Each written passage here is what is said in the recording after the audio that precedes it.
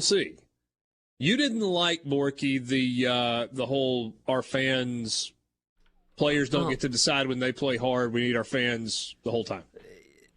It's not that I don't like the message because it's a good one. I mean, they went 10-3 last year.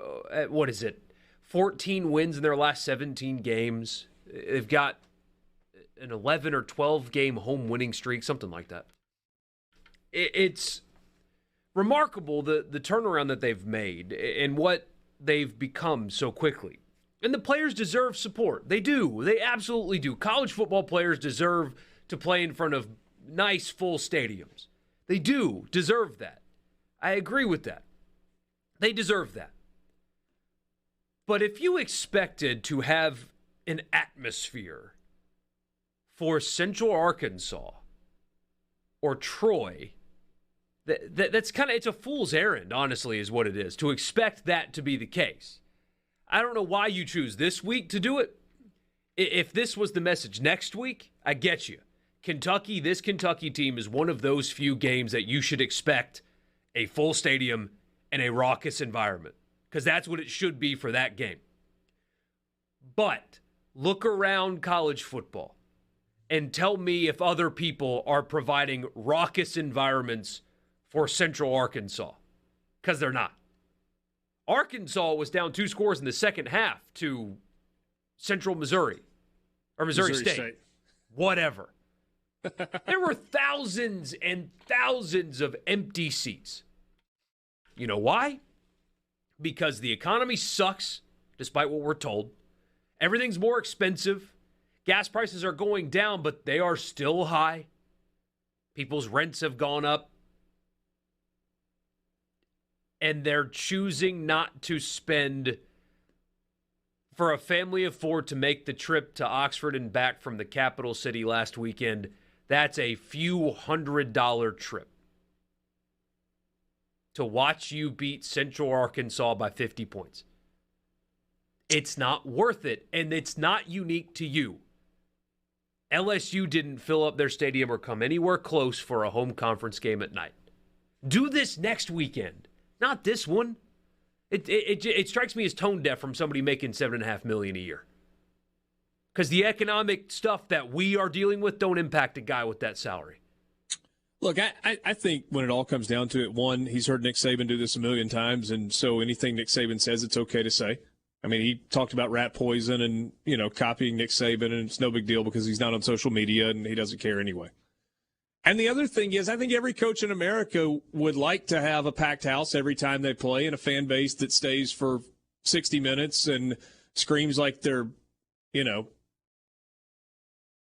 head is on fire on every single play your defense is on the field. That's just not reality. Yeah.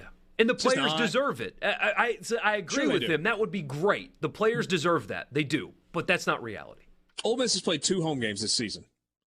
Now, these are announced attendances, not actual people in the stands. This is paid attendance. Season opener against Troy, 60,533. Game 2 against Central Arkansas, 58,373. I tell you that only to compare it to last year, when in the home opener against Austin Peay, Ole Miss had 47,000. Against Tulane, they had 54,000. And against Liberty, they had 53,000. So Ole Miss has played 2 bad non-conference teams at home where the attendance has been significantly up for a comparable game from a year ago. And my guess is that for Tulsa this weekend, it'll be in that same ballpark, 57, 58, 59,000, somewhere in there. And I have a feeling that the people are going to respond to this positively. I do. I think people are going to go there. You know what?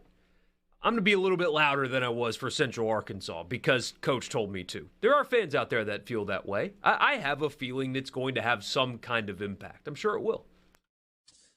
In 4 home SEC games last year, Ole Miss had 60,000 and change against Arkansas, 64.5 for LSU, 64.4 for Texas A&M, and almost 51,000 for Vanderbilt. So those are the 4 SEC games. There will be 64 for Kentucky. Yeah. Probably 62 or 63 for Auburn. Alabama will be 64-ish. Alabama, every seat will have a butt in it. And Mississippi State will be 60, 61. Yeah, probably a lighter student crowd, obviously, because it's Thanksgiving. Yeah, but it feels like that should be the case. And I know we've kind of debated this and argued it in the past, but it doesn't always play out that way. Like, I'm kind of like you. I expect that to be the case. But I expected the crowd in Starkville last year to be a lot smaller than it was. And when you looked up, it was 55,000. You know, I mean, it wouldn't shock me if and that was weather impacted too. It rained. Was it? Yeah. Was it? It rained that night, yeah. I don't know how many people it actually kept away, but it did rain that day. Yeah. I kind of rained leading up to it, and then it turned out really nice for the game, if I remember correctly. Yeah, it was kind a of wet like field early. Yeah. People are showing up. I mean, Ole Miss doesn't have the biggest stadium, but the crowds have been pretty good. No. And look, you want to talk about what's the difference in 58,000 and 64,000 for Mississippi State? The record. If Ole Miss is really good, they're going into that. Let's say Ole Miss is going into the Mississippi State game with 8 or 9 wins. There'll be 64,000 people there that night. My guess would be that this weekend for Mississippi State in Starkville, the crowd will be down a bit. Bowling Green coming off a loss. 11 a.m. Just 11 a.m. Just it'll be down. But you know what? Next week against Texas A&M, if the weather's great and it's a 3 o'clock kickoff on a Saturday afternoon, be a big crowd in Starkville next weekend. Should be. Certainly should be.